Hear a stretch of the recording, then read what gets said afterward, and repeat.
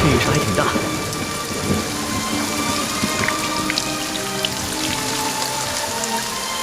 看这个雨势，山西的旱情应该能得到缓解。这都是主子您宅心仁厚，感动了上苍，所以上苍才降下甘霖，拯救万民呐。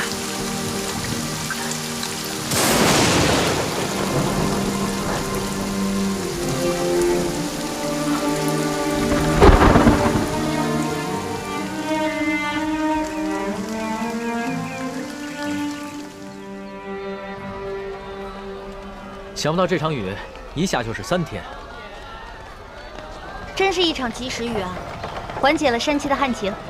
这场雨虽然缓解了旱情，但是错过了播种的季节，灾民们仍然需要救济。我知道，我会让朝廷继续赈灾，让灾民们平安度日，直到下一个收获季。龙小弟，看来你这双聋耳真的打开了，能听见民间疾苦了。主子，咱们还是少在外面走动吧。 前些日子发生那么大动静，一定会惊动官府。索大人出去调兵，不知道什么时候才能回来。万一在这个时候发生什么意外的话，那可不得了。我想看一看刘德昭他们会如何行动。再说了，那是我们的易容啊，他们认不出来。就是嘛，你要对我的易容术充满信心。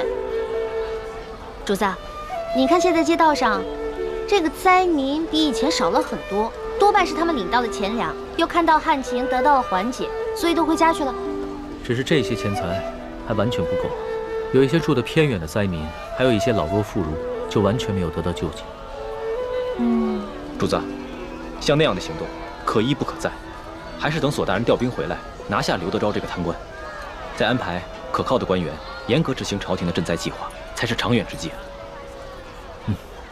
说的有道理啊。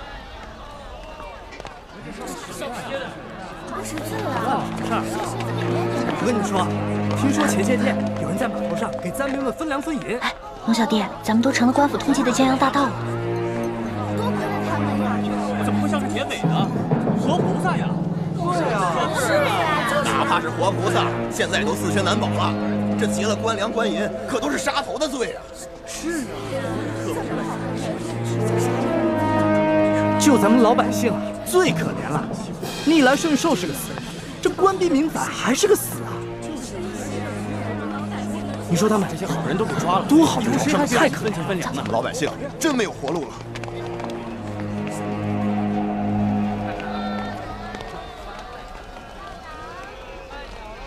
待我回宫之后，一定要将刑部那些盗案发回重审，只有那些真正打家劫舍的盗案，才判死罪，而那些被无良贪官逼得走投无路的囚徒。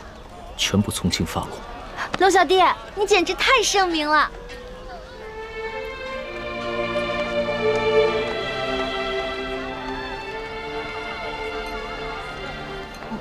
怎么了？他不过是随口一说，你还当真了？你就这么容易被他感动了？你不信他说的吗？我觉得这次来山西对他感触挺深的，他刚才说的都是真心话。只怕他的真心，不过是一时头脑发热。 你别看他现在义愤填膺，对官逼民反的百姓充满了同情，但只要回到了紫禁城，他的心境和立场立马就不一样了。到那个时候，他最先考虑的是如何维护朝廷的权威和自己的龙椅，而不是百姓的疾苦。朱哥哥，你这么一说，我心里怎么那么失落跟害怕呀？环美，我知道你对康熙充满了幻想，但将来你就会慢慢明白。 他绝对不可能是你想象中的那个样子。让开，让开！官爷，求你再仔细看看这画像，和老朽只是略有几分相似。闪开，闪开，闪开！这3个人看上去跟老实巴交的，哪有胆量去劫官粮官银啊？就是啊，看他那个小身板，个个瘦的跟皮包骨头似的，就算有那个贼胆，也没那个能耐呀。行，这3位活菩萨神龙见首不见尾，给灾民发放完钱粮之后就消失得无影无踪。 肯定是有来历的高人啊！就这帮饭桶，只知道欺压老百姓，他们哪有本事去抓人呢？就是啊，还不是只能找几只替罪羊上去交差呀？可是这3个人只是跟通缉的要犯长得有点像，当官的无凭无据的，能随便判人死刑啊？要证据还不简单吗？这帮官老爷哪个不是无中生有、栽赃陷害的能手啊？这可是死罪，这犯人不认罪，当官的他也能硬判啊。嗨，只要进了公堂，还由不得你不认罪啊！三步之下，何共不可？对，到了秋后，3颗人头落地，这案子就了结了，关老爷又可以高枕无忧了。走，咱们去看看，看看巡抚大人。看看去，看看去。对，走。孟小弟，怎么办啊？他们不会真把无辜的百姓屈打成招吧？咱们也跟上看看去。也不知道要怎么审啊！哎，咱们快去看看。走，快点！跪下！让开！主子，现在怎么办？临出来之前，为了预防万一，我把那道圣旨带来，要不然以钦差的身份进去问一下。不急，咱们先看看这个刘德昭怎么办这个胡乱。这也不让我们进呢。走。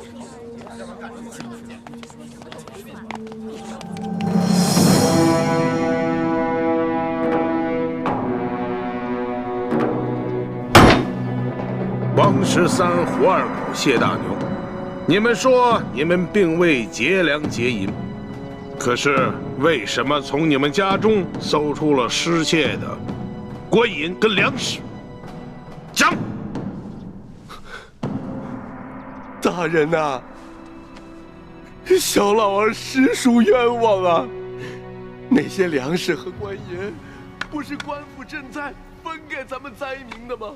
那夜在码头取了好些个灾民，每人都分到了1斗粮食和1锭银子啊！大人，大人，小人更冤枉啊！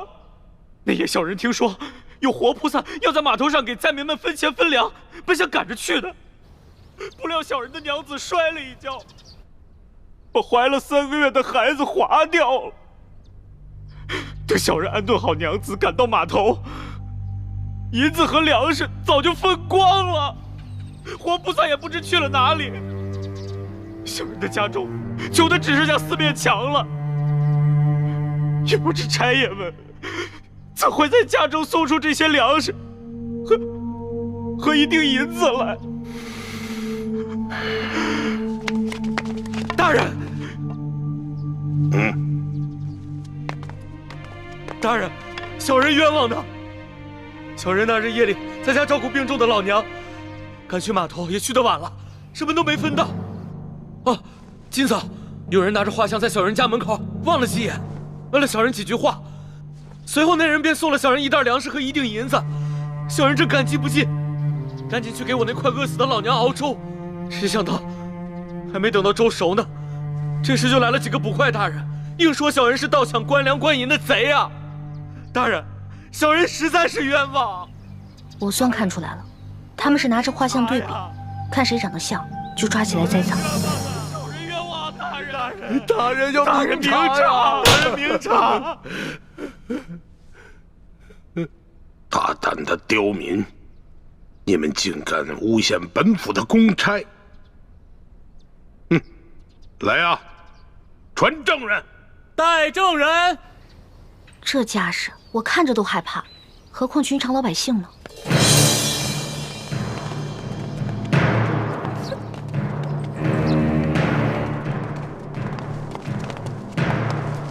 参见大人。好了，都起来吧。谢大人。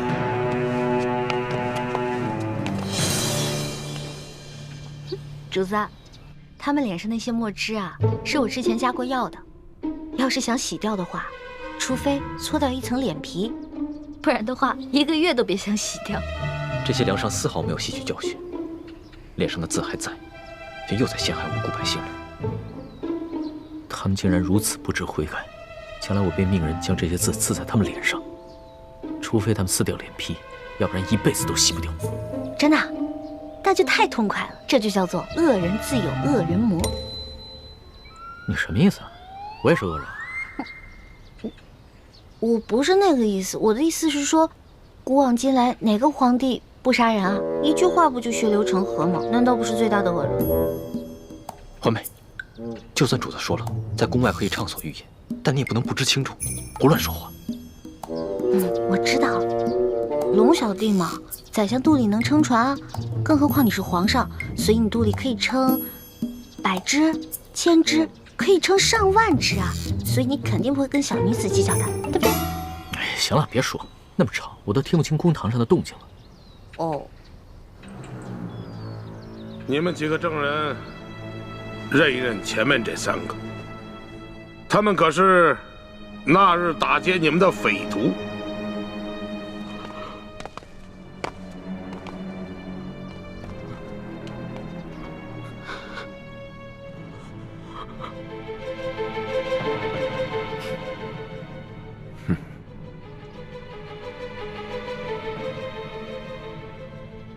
没错，大人，就是他们。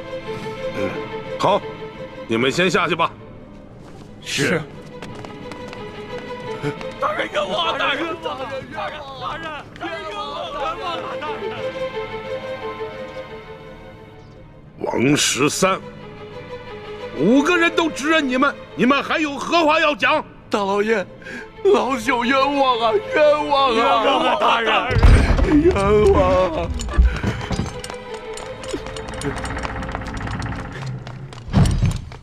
大人，这是我等从那3人家中搜出的迷药。这些迷药和迷到府中守卫的那些完全一样。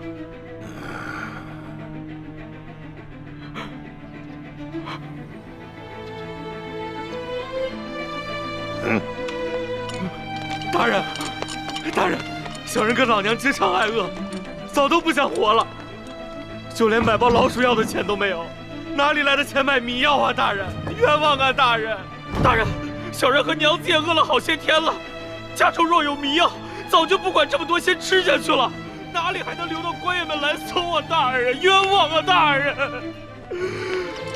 大人，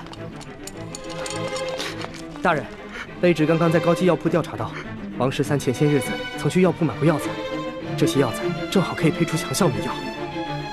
这是高级药铺掌柜高老师的书证，大人请过目。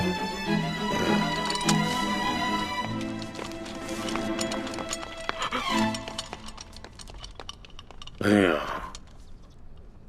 谢大牛、胡二狗，你2人没钱买迷药，那这药一定是王13配好后送给你2人的，对吧？冤枉啊！大人，冤枉啊！大人，小人根本就不认识什么王13啊！大人，是啊，小人到现在都不知道您说的王13是谁啊！大人，冤枉啊！大人，大人，冤枉啊！大人，老爷，小老儿前些时日确实到高级药铺买过药，只是想配一些迷药药兔子，怎敢拿这些药去药人呢？大老爷，更不曾把这些药分给2个不认识的人呢，大老爷。真没想到，他们连相关的伪证都做好了，看这手法，简直是轻车熟路。看来他们早就商量好了，如果找不到我们3个，就要拿这3个无辜的百姓顶罪。你们这些个刁民啊，人证物证俱在，还敢抵赖？冤枉啊！大人，冤枉！还不赶紧给我速速的招来！你们是如何勾结江洋大盗，盗取府库官银的？大人，小民冤枉啊！明察呀！大人，一群刁民，刁民！事到如今还敢喊冤？好，来人呐，每人重打30大板！大人，看你们还敢嘴硬！打！小人冤枉啊！大人，冤枉啊！大人，冤枉啊！大人！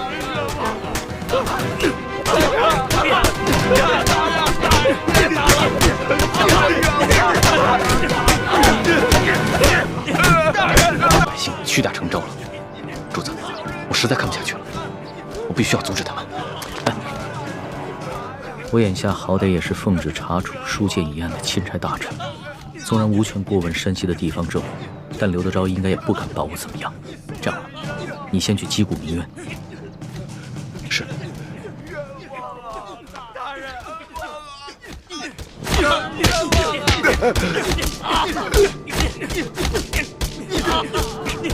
大人，你干什么呢？要干什么？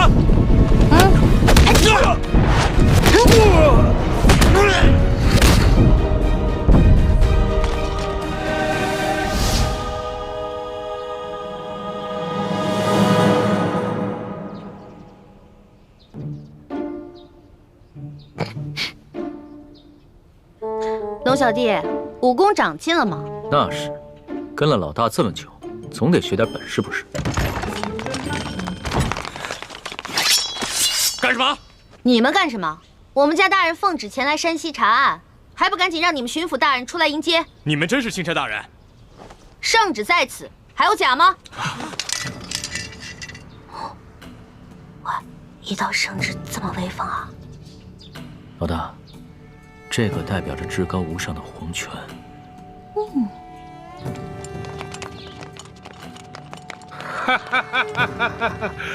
龙大人，刘德昭恭迎钦差大人。早就听说龙大人到了舒大人的府上，本该前去拜会，只是公务繁忙，实在是走不开呀。早有耳闻啊，这山西旱情严重，刘大人一边忙着赈灾，一边忙着缉捕盗匪，确实是忙得很呐。龙大人此次来奉旨调查舒大人遇刺一案，不知办得怎么样了？今日龙大人来，可是想让本府助你一臂之力？确实是需要巡抚大人相助之处啊。本府定当全力配合。哎，不过龙大人，你也看到了，本府现在正在审理一起盗匪之案，不如这样，龙大人先暂时去我的后堂歇息，待本府办完此案之后，再到后堂听龙大人通报舒总兵遇刺一案的案情如何？刘大人，这3天前夜里发生的重大盗匪案，没想到今日就抓到了匪徒。刘大人的办案效率实在是让我钦佩。刘大人，不知本钦差是否可以在此旁观刘大人审案呢？龙大人呐，你不过是奉旨来查办舒总兵遇刺一案的，这盗匪之案呢，与舒案呐，没有任何之相关联。哎呀，若是要旁听的话，不太合适吧？刘大人，本钦差只是旁观而已，绝不干扰刘大人办案。再说了，等本钦差回了宫以后啊，这皇上问起在山西的见闻，我也好将刘大人的这高效办案的美名上达天听啊！哎呀，龙大人若是执意要旁听的话，那就堂上请。哎，请。请。刘大人，这3个就是劫银劫粮的盗匪吗？不错，现下人证物证俱在，可是他们抵死不招。大人，老朽实属冤枉啊！大人，刘大人，不知有何人证物证，可否给本钦差瞧瞧？龙大人，你可是奉旨前来查办舒总兵遇刺一案，好像这个案子与你的案子没有任何关系吧？你只静静的旁观就好了。这具体的案情，本府无可奉告。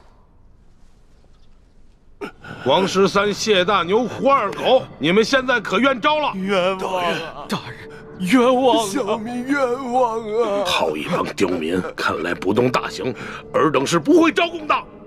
来呀！大刑伺候！大人饶命啊！大人，冤枉啊！大人，冤枉啊！冤枉啊！大人，饶命啊！如今人证物证俱在，你们是抵不了赖的，还是老老实实的招认了吧，免得再受这皮肉之苦。大人，老朽自打进了这个公堂，我就知道我不可能活着出去了。老朽经不起如此大刑，老朽冤诏啊，大人！胡二狗、谢大牛，你们呢？小人冤枉啊，大人！王十三，你就先招吧。大人，我招。大人，老朽我实在是不知道该招些什么呀。好，你们3个人那是办不了翻墙入室、劫官银官粮的大事的。你们必然还有其他的同伙，而那些同伙也必定不是普通人。那些人应该是盘踞在牛角寨上的潜明余孽，才会如此的胆大包天，是不是啊？大人，大人，您说是就是吧？那你就将如何勾结牛角寨贼人的经过，如实的招来吧。这经过，大人，老朽年老昏聩，这经过我实在是记不清了，就以大人调查的为准吧。好，那么你再想想，你又是如何联系胡二狗和谢大牛，去给牛角寨的匪徒做接应的？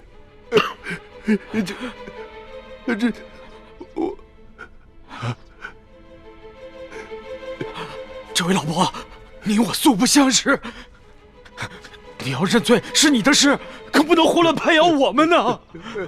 前日我家娘子刚刚流产，还等着我回去照顾她呢。这位老伯伯，我家里还有瞎了眼的老娘等我回去照顾，这盗抢官粮官银，可是死罪啊！大人，大人，老朽无儿无女无家产，我死不足惜。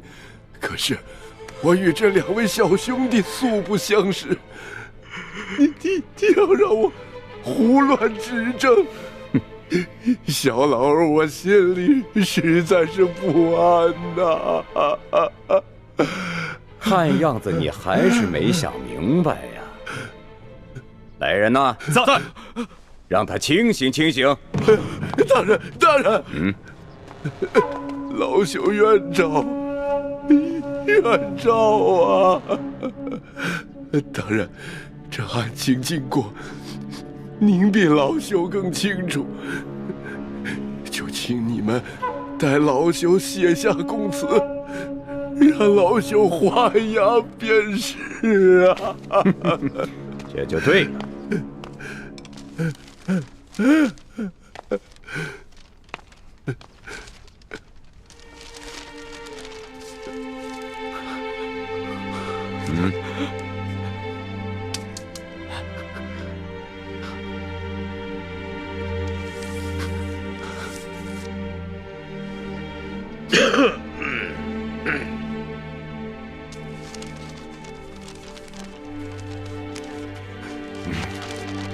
来人呐，在，把王13押下去。是。大老爷，走，你们关闭民反呐！胡二狗、谢大牛、王13都已经招了，你们还要顽抗吗？罢了，胳膊拧不过大腿，被砍头也比这么活着受折磨的好，反正都是个死。小人愿招。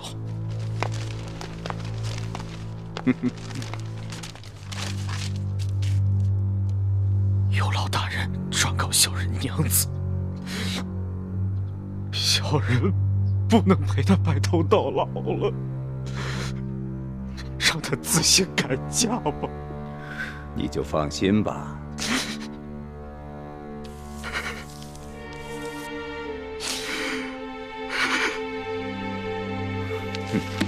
来人，在，把胡二狗带下去。是。走。哎呀，谢大牛，就剩下你一个人了，怎么着啊？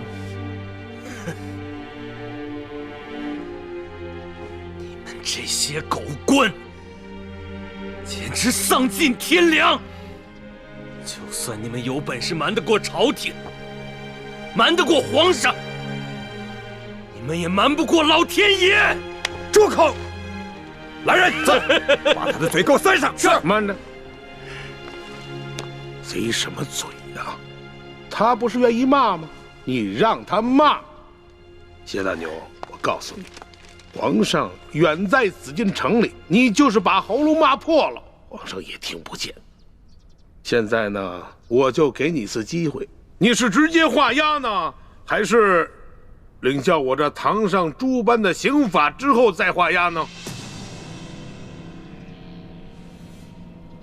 狗官，你不得好死！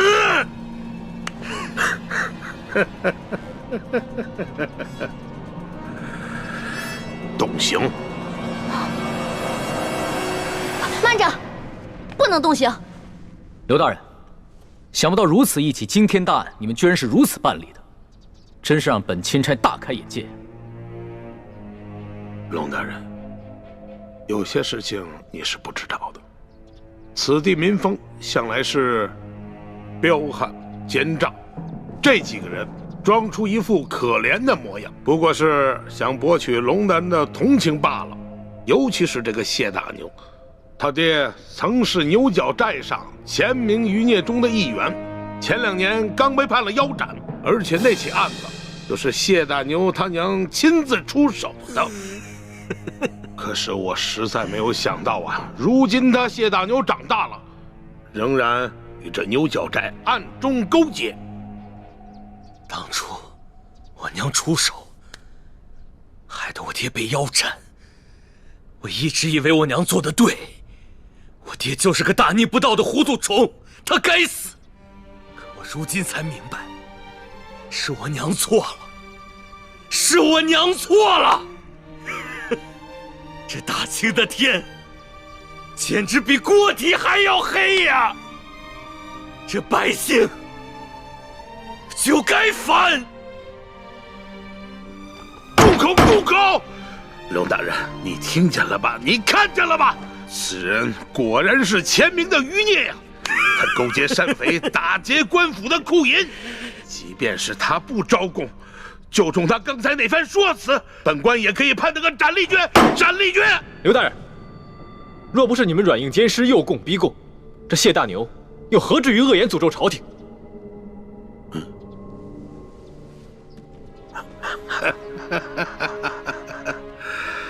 龙大人啊，这2位，一个是您的贴身丫鬟，一个呢是您的贴身护卫，算起来也是您的奴才。可是你今天看看，他们2个竟然敢在公堂之上对本府出言不逊。龙大人，你平时对你的手下是不是未免太放纵了一些啊？刘大人，这公堂之上虽应分尊卑，但更应该论国法。你这个审案的手段，的确让人无法苟同啊！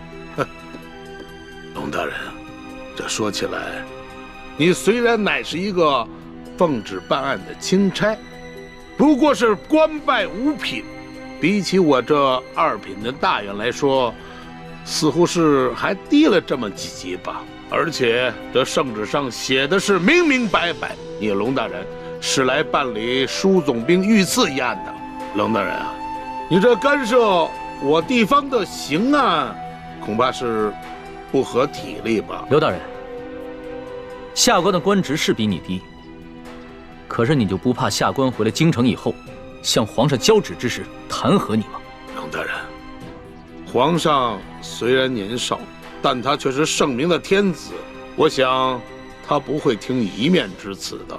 龙大人啊，你这一路辛苦了，我看还是到后堂先歇息吧。待本府审完这起案子之后，再同你好好交流交流同僚之谊吧。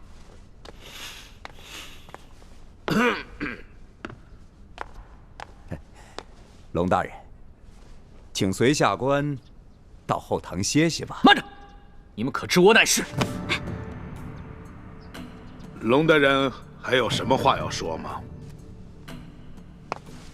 主子，要不然您把密旨拿出来给刘大人看看吧。密旨？对啊，皇上不是给您下了一道密旨吗？让您调查舒总兵一案之时，顺便督查一下山西赈灾情况以及地方官员官风吗？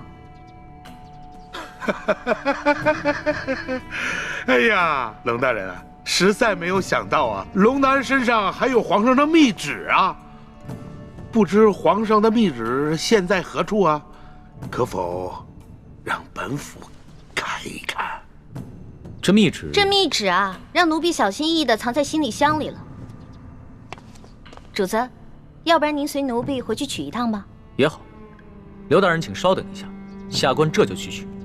那个龙大人，是否让本府派一队兵士护送啊？不必了。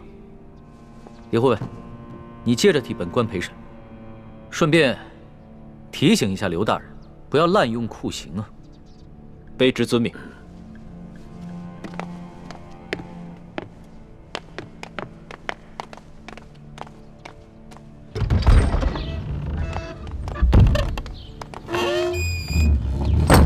老大，现在怎么办？如果咱们拿不出密旨的话，刘德昭一定会说我们假传圣旨，到时候必定跟我们翻脸，那3个人就死定了。尤其是那个谢大牛，不死也得残废啊！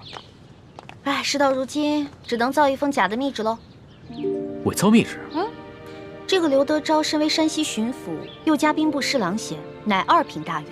即使他不知道你长什么样，你的字他总归认识吧？老大，你疯了吧？这是我首次微服私访，毫无经验。我没有带上玉玺，也没有带上书写圣旨的龙文黄卷啊！万事都有变通的嘛，龙小弟。这个密旨肯定不能正式的写在龙文黄卷上啊！我们把宫里御用的花笺，加上你的御笔亲书，还有玉玺印鉴，拿出来给他看，肯定能唬住他了。不是，可问题就在于没有玉玺啊！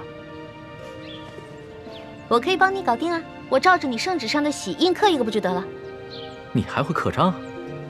那当然了。老大，我18般武艺样样精通，医药赌蛊、机关杂耍、金石篆刻都不在话下。走吧。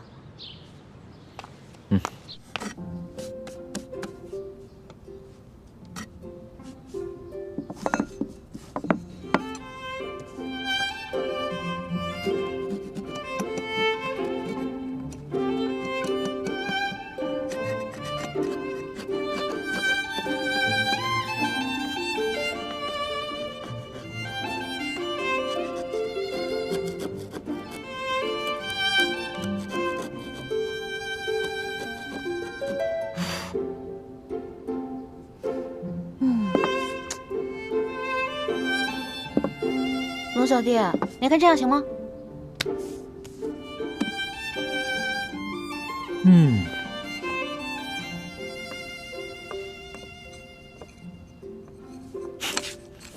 老大，你这个篆刻的功夫果然和你的武功一样，不能深究啊。刘德昭只要仔细一看，就能看出其中的破绽了。切，问题在于他不可能仔细看。你那道圣旨是真的，他已经仔细看过了，怎么可能怀疑这个是假的呢？那我们只能碰碰运气了。刘德昭只要一看到这个密旨上的内容全部都戳中了他的软肋，必定就会心下大乱，不会仔细查看最后的印鉴了。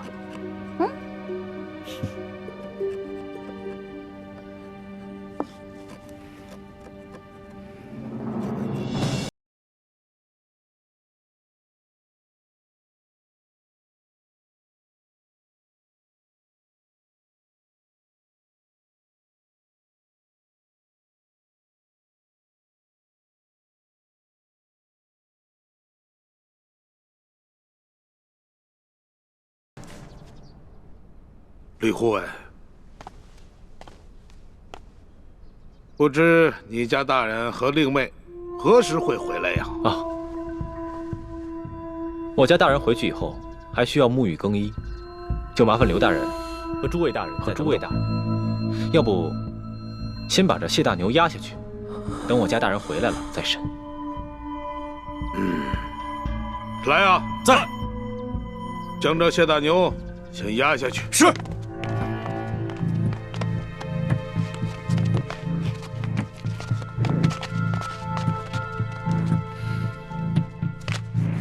李护卫，不知你家大人是哪一年考取的功名，出自谁的门下？我家大人身份尊贵，恕卑职无可奉告。好，身份显赫，好啊！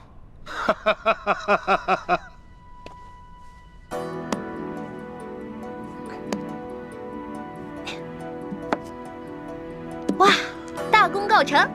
龙小弟，怎么奖赏我啊？奖赏？伪造官印已是杀头的大罪，这伪造玉玺是要诛九族的。龙小弟，什么意思啊？过河拆桥？我可是奉旨造假。我跟你开玩笑的。论到杀头的大罪啊，这几天我龙三犯的可不比你少。只不过老大，我真的很好奇，你到底是从什么地方来的？为什么会有这么多特殊的技能？我就是一个江湖混混啊，江湖小混混，自然要学得多一点，不然怎么混得开啊？对吧？相比于刘德昭啊，你更是让我大开眼界。亏你技艺不精，这个玉玺呢，你伪造的不能到以假乱真的地步，要不然的话，那可真就天下大乱了。龙小弟，我是不是做了什么忌讳的事儿啊？从此在你心里就记了我一笔了？没事儿，这要是别人呢，伪造玉玺，不管出于什么原因，我都不会轻饶了他。但是你嘛，我知道，你虽然天性顽劣，但是你一定不会做出什么让我不可原谅之事。虽然你嘴上这么说，但是我知道，在你心里已经对我有防备了。早知道我就不出这个馊主意了。另外想办法救那3个百姓啊。反正呢，我已经打定了主意，这次回宫以后，就一辈子把你拴在我身边。这样的话，你就不会犯下什么连我都保不住你的重罪了。我才不要在那个像金笼子一样的紫禁城里坐牢呢。君无戏言，记住我刚才说的话。可是你现在已经不是皇上啦，你是我的龙小弟啊。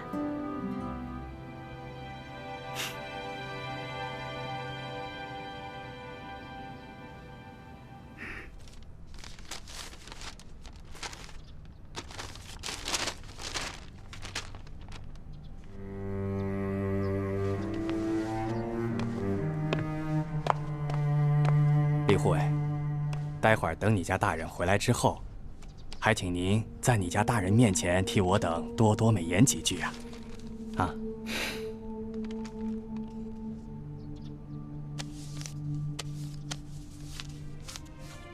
好说，好说。多谢。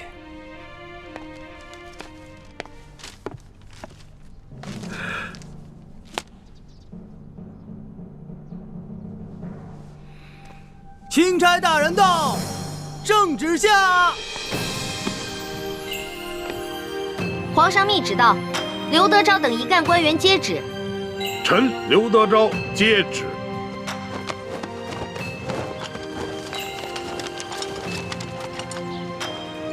奉天承运，皇帝诏曰：着龙三为钦差大臣，在查办舒总兵遇刺案之时，监督查访山西赈灾之详情，以及地方官员之官风政绩，如实禀报，不得有误。吾皇万岁万岁万万岁！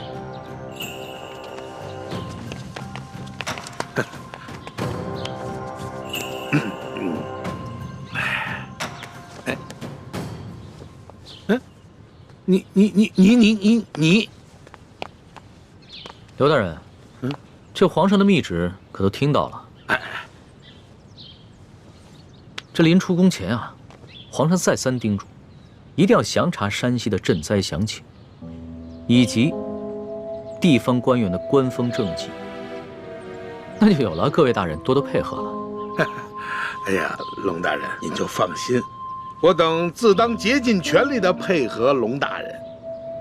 龙大人这一路实在是辛苦了。这舒总兵的府邸的位置这么偏僻，而且呢，设施呢又这么简陋，实在是委屈龙大人了。龙大人是这样啊，如果龙大人您不嫌弃的话啊，毕府呢有一个小小的别院，而且环境十分之优雅，出行呢十分之便利。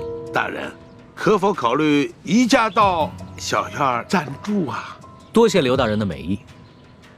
只不过啊，这皇上下旨让下官巡查当地的官风，你我不适合走得太近，只怕别人容易多说闲话，对你我都不利啊。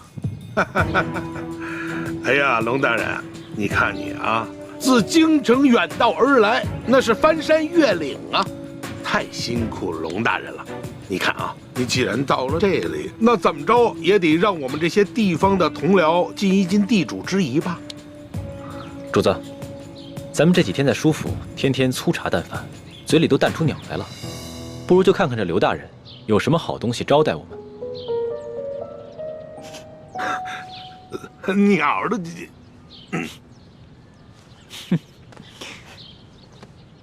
行，那就多谢刘大人了。龙大人，请，请，请。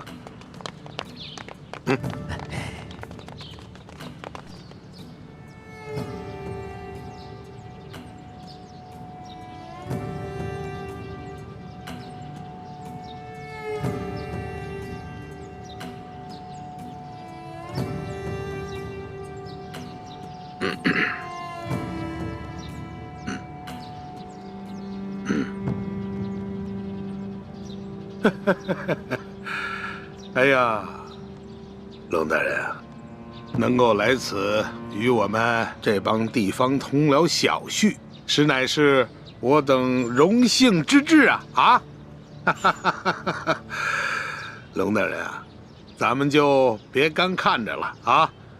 这些呢，都是毕府的小厨做的一些家常小菜，不知可否合龙大人的胃口？来，龙大人尝尝，尝一尝。刘大人，哎，你这一桌佳肴，不见寻常的鸡鸭鱼肉，全是些难得的山珍海味。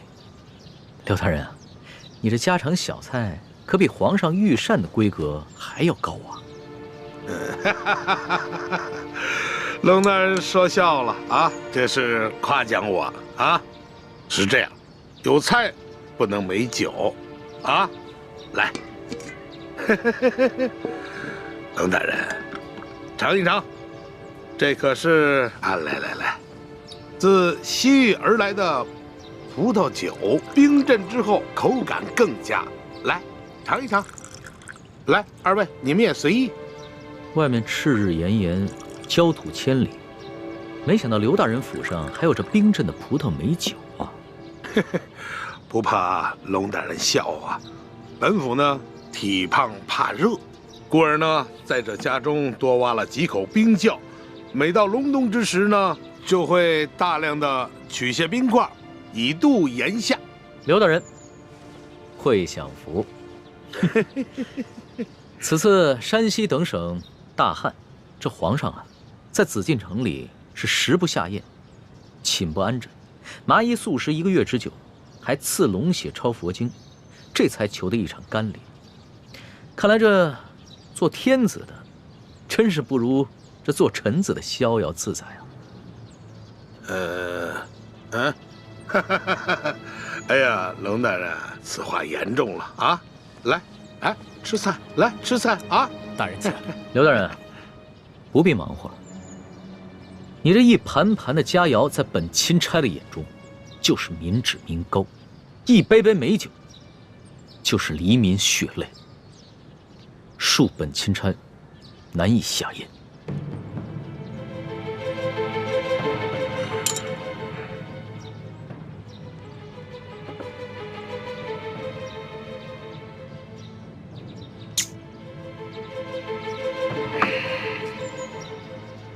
龙大人果然是忧国忧民呐，让我等十分惭愧啊！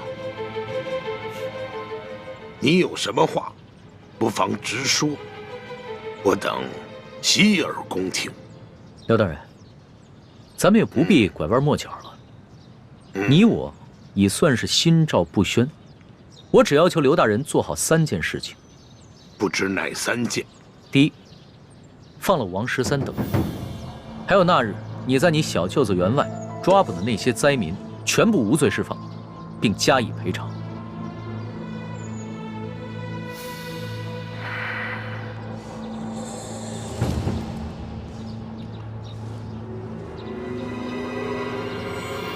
好，这就去办。第二，把囤积的粮食全部发放给灾民，把那些借机哄抬粮价、大发国难财的奸商全部都抓起来，严惩不贷。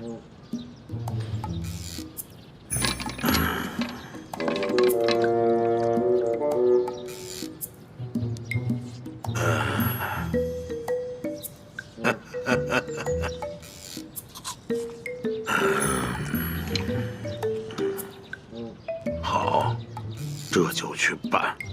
第三，交出赈灾银两的账目，并打开银库，让本钦差一一核查清楚，若有短缺，你等自行想办法补上，然后再跟本钦差一起，把这些银两发放给灾民。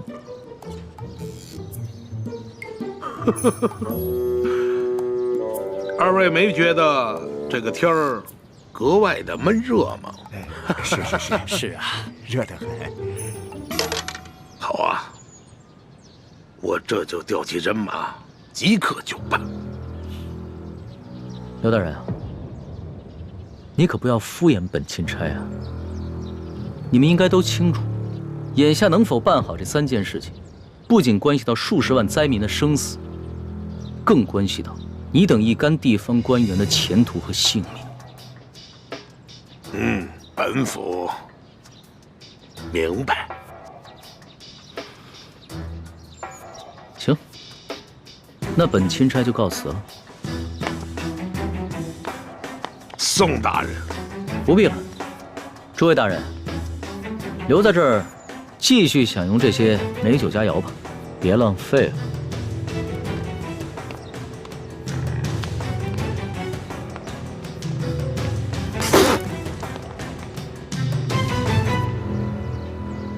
一环，你真是太不知天高地厚了，居然敢刻假玉玺！你知不知道，你这可是犯了帝王的大忌。虽然皇上表面上夸奖，但你知道他内心是怎么想的吗？我知道啊，我当时说完就感觉到了，他心里肯定不开心了。可是现在反悔也没办法了呀。叔父，一欢也是救人心切，他一向心性单纯，不明白帝王的复杂心思，现在埋怨他也没用了。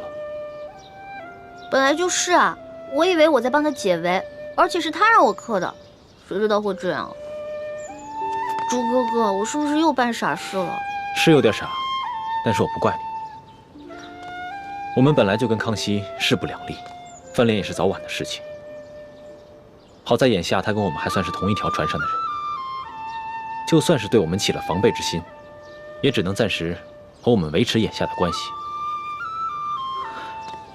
你不必过于自责。从小到大你都这么包容我。你呀，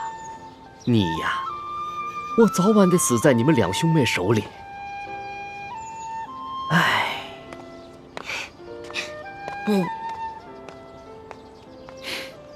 死在你手里。你呀。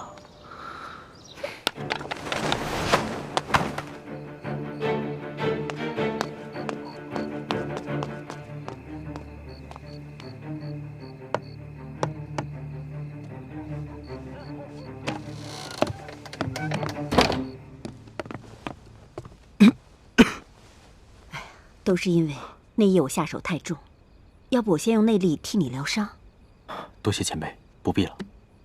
刘德昭一直怀疑他身边有了奸细，只是还没怀疑到我身上，所以我不能耽搁太久。是不是刘德昭他们又有新举动了？今天钦差大人直接来了富雅，还亮出了皇上的密旨，把刘德昭他们吓了个半死。钦差大人走后，刘德昭便召集了他那几个心腹的官员和富商，一起商量对策。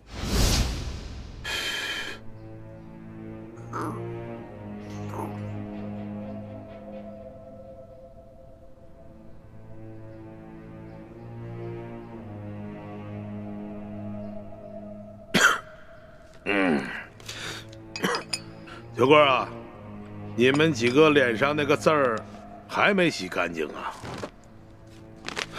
甭提了，也不知道那个姓艾的在墨汁里放了什么东西，我们搓了几天都搓不下去。是啊，混蛋！等我抓到了他，我非扒了他的皮。哼，坐着聊啊！都是我这些手下太饭桶。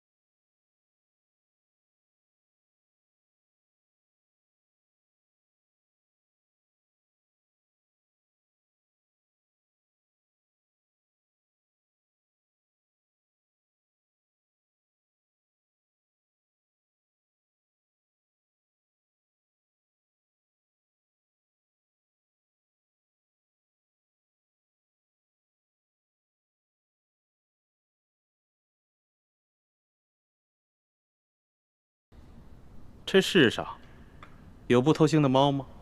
甭管怎么样，咱们先备下重重的厚礼，探探他的底儿啊！哎，对，没准他眼下的假正经，就是为了将来狠捞一笔。哎，还有，我看那个龙大人年纪轻轻，血气方刚，正是干柴烈火的年龄。你们府中谁还有没开包的绝色美人？哈，也别藏着掖着了，赶紧贡献出来。等把这厮弄上了咱们的船，先渡过了眼下的难关再说。啊？有吗？没有。有吗？没有。你有吗？没有。我有。我府上啊，还真有这么一位美人，不但人长得美，性子温婉，而且弹得一手好琵琶。哎，姐夫，我原本可是要孝敬你的呀。你小子，哎呀，任这美人如何的貌美天仙，我现在已经没有这种心情了。也罢，让这个美人去试一试龙三。哎，秋官啊，记好了啊，一定要查清楚这个女子的身份，不要再给我添乱子了。你放心吧，姐夫，她呀是一个孤女，我发现的时候都快饿死了，是我收留了她。锦衣玉食养着她，现在对我是感恩戴德，让她陪陪钦差大人，不为过吧？哎，不为过，就是。我想，二位一定也猜得出来，他们所说的这个绝色美人是谁吧？该不会就是婉欣妹妹吧？正是。婉妹知道裘贵要把她送给刘德昭，她以为只要进了刘府见着我们便有机会私奔，所以这几日她在裘府不哭不闹，还假意奉承裘贵。我本想等我伤好了把她救出来，可没想到这帮禽兽居然想让她去侍候钦差大人。裘贵这个禽兽，早晚有一天我要亲手宰了他。刘德昭等人若是把舒婉欣献给钦差大人，那他私自出逃，让人冒名顶替进宫之事就会暴露。所以我才急着来找你们报信儿，跟你们商量对策，但一直没找到机会，直到现在我才能偷偷溜出来。孟大哥，你还是来晚了。刚刚刘德昭的人已经接走了钦差大人，想来就是要行使这个计划了。什么？如果钦差大人识破了婉妹的身份，而你是冒名顶替，那你和婉妹就都麻烦了。眼下之际，也只有我立刻赶去刘府，在舒婉心被献给钦差大人之前，把她给劫走。好，那我现在就回去，暗中协助你们，希望一切还来得及。好。